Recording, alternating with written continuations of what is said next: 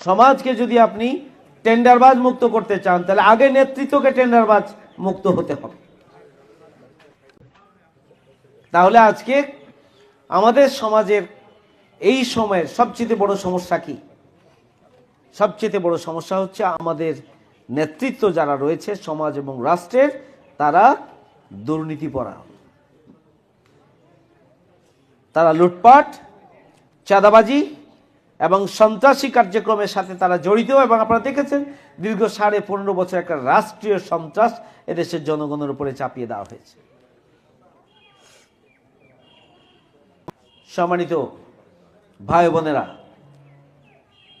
এই জন্য জামাত ইসলামী মনে করে নেতৃত্বের পরিবর্তন করার মধ্য দিয়েই একটি সুখী সমৃদ্ধশালী নতুন বাংলাদেশ প্রতিষ্ঠা করা সম্ভব। তাহলে সমাজের সকল স্তরের, রাষ্ট্রের সকল স্তরের নেতৃত্বের পরিবর্তন সাধন করতে হবে।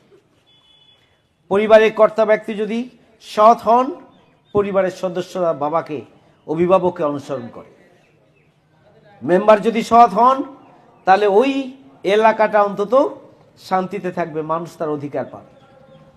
যদি দুর্নীতিমুক্ত হন, তাহলে মানুষের ভাগে যা ছিল সেটা মাথা প্রতি সে পেয়ে যাবে। আর যদি দুর্নীতিতে পাকাপোক্ত হন, তাহলে কি হবে? প্রত্যেকটা ক্ষেত্রে সে কমিশন বসায়া বসায়া নিজের পকেট ভারী করবে, নাকি ভারী করবে। অনেকগুলো জনগণের অধিকার রিলেটেড সিস্টেম চালু ছিল না? কিন্তু এইগুলো কি মানুষের ঘরে পৌঁছেছে? এগুলো মানুষের ঘরে পৌঁছে না। মানুষ তার অধিকার পায়নি। এই জন্যই পায়নি যে সমাজ এবং রাষ্ট্রের বিভিন্ন ক্ষেত্রে দুর্নীতিযুক্ত নেতৃত্ব, স্বজনপ্রীতি করে তারা, দুর্নীতি করে তারা, সন্ত্রাস করে তারা, চাঁদাবাজি করে তারা, ট্যাক্স বসায় অন্যায়ভাবে এবং এগুলো দিয়ে নিজের পকেট পূরণ করে এবং মানুষের অধিকারকে নষ্ট করে।